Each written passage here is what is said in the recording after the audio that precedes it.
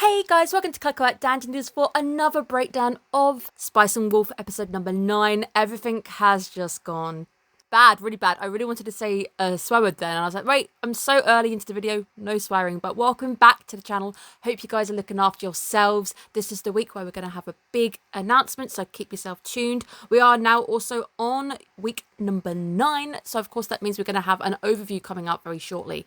The overview will cover the summer anime. Summer season's going to run a little bit different, but I need to wait for the announcement before I can explain why. I really hope everyone's looking after yourselves, hoping you're enjoying yourselves. The big wash over here right now. I think we've gone into a bit of a rainy season section, and then it's going to go a heat wave, so very excited. I am actually kind of enjoying the weather right now because it's actually a really good temperature for me. Let's just get straight to it. I had my vibes that something was up, and of course something is definitely up. It's just so bad.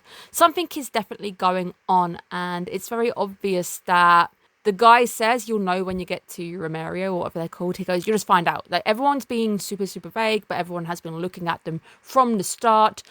This is probably where the differences with medieval Europe actually kind of show up. Now, in medieval Europe, news does not travel at all. They don't have phones, they don't have newspapers. The printing press is very, very young.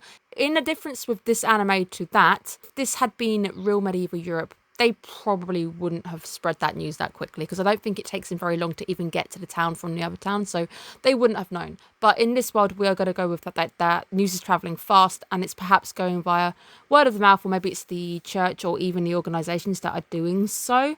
Now, Hollow and her magical ears, of course, we knew she was going to overhear absolutely everything, which is why I was like, oh, it's pointless if he just leaves her outside. But it does seem that something else might have been behind the idea of just leaving her out there, because we see the negative reactions he gets when he's with her anyway, which is perhaps the weirdest one, especially when the guy's like, I want to help you, but you're walking around with a woman. I'm like, well, how do you know they're not married? How do we know that these guys aren't actually lovers? He probably should have said lovers, actually, now I'm thinking about it. But I think it also might be the heads up that this is the church. The church has got a very good, strong hold. Anything like, I guess, women's and flirtings and all of the flirtingness, that is considered sinful, especially if you're not married. It's an episode that mainly shows you the power of association with the church. The idea of, as well, Nora, when he said that Nora was his ideal girl, but because she's so entangled with the church, it's not going to happen. And we even see Nora trying to ask, I want to go somewhere safer, but the church is like, no, you're fine, it's okay. You wouldn't want to go against God now, would you? And there's obviously lots of these heavy undertones going on in the anime where the church's presence is meant to be omnipotent, basically. It's absolutely everywhere. It's a really interesting episode, but it's also a very sad episode because I've had this vibe since last week as well that something is just not right. Something is not right, and we can sense that people looking at them, it's people whispering, and initially I thought maybe it's just them not animating people and they're just facing them to look at them as they go along, but it looks like that's been done on purpose. And the sad thing is, it all just goes so wrong. And when she even says with her ears, I can't hear prayers, but I can hear people talking inside, and it's not pleasant. Whatever's going on inside is not pleasant. It's just weird because the guy sees Hollow and concludes that it's Lawrence, and then it's dun. It's bad news. Lawrence has been set up. Now, I'm very confused about the ins and outs of this one as well. It would seem that Lawrence has gone bankrupt because he got set up by the other dude. So the other dude was like, hey, you can borrow this, pay this back, you invest in this, you can pay on credit, I think is what he does. He pays on credit, and Lawrence gets big eyes and he thinks he can set it off and make a huge amount of money, but it all goes wrong. I don't understand how they're passing the debt around, though. That's something I don't get. I don't understand the financial side enough to go, oh, that's why it's so bad. I just understand that Lawrence had big eyes bigger than his stomach. He thought he could make a killing, and he ended up basically taking that gamble and it really being absolutely bad. But it would explain why the whole town is talking if absolutely everybody knows that this guy has got a massive debt. But you can definitely see the switch. Now, up until this point, Hollow has been flirting. She's been doing her tease flirting, if we call it. Obviously, it's just teasing mainly. But you can see as soon as he gets the bad news, as soon as the tone starts to shift, as soon as you see he starts to panic, the teasing stops, which I think is really important. She can sense that he's in danger. There's a time and a place for teasing, and this just isn't it. It all just starts to go pear-shaped. It goes so wrong, and you can see more and more just the desperation starting to appear, but just knowing that it's really bad news. It's not just you owe money. Like nowadays, if you owed money, I guess debt collectors will come along and they'll probably take your car or take something that you own to take it back. But this is the bad kind of debt. This is the really big bad kind of debt.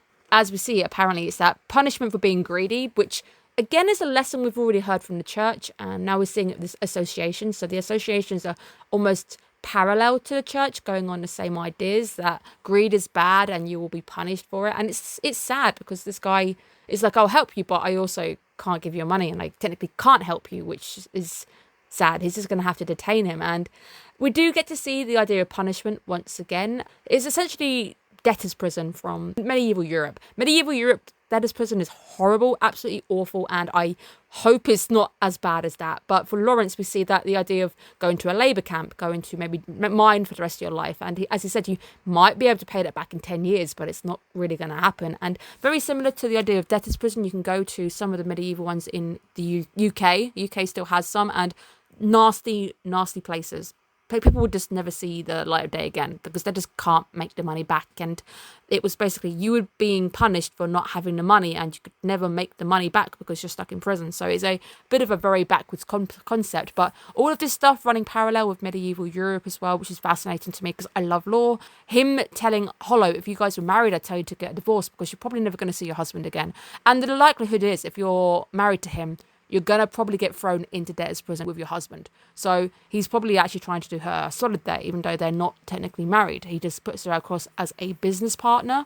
But you can see news travelling absolutely fast, and it just starts to get more and more sad, more and more desperate, knowing that we've only got 2 days. Lawrence's dreams are just gone. Everything he may have wanted to achieve, everything he was thinking about Nora, the whole lot gone, because he's in so much debt, there's no way he can physically get that money back, and it's absolutely terrifying. But I was really confused. Does Lawrence not have any money whatsoever? What happened to the money from the fur trade? What happened to the money from Revelio? All of that money seems to have vanished, and it's just sad because we also see that Lawrence goes to try and call in favours and try and get loans from people who I presume he's helped at some point, and they just can't help him back. And you see them go so far as humiliating him, throwing water over him. And it's so sad to see them kicking somebody who is literally down on his luck, because I guess some of them may even see him as being greedy, and this is your punishment. You deserve it because, you know, you've had eyes bigger than your stomachs, and that's just bad from what the church is wanting.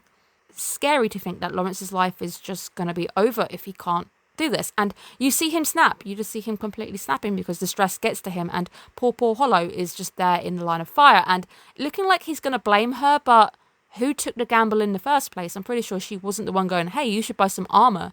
He really does have no one on that side to blame but himself. But yes, she is also in debt to him. I don't know how much by, but we've already seen she's very resourceful. Maybe she might be able to think of something. She's there with him. At least they've still got a day to think about something. It's going to be a very interesting episode, and I really hope we can see them getting their way out of it in a very smart manner. I definitely think they're going to logic their way out of this one, but it was a very sad episode. The vibe wasn't there, and last week's episode the vibe was also off, but now we know why.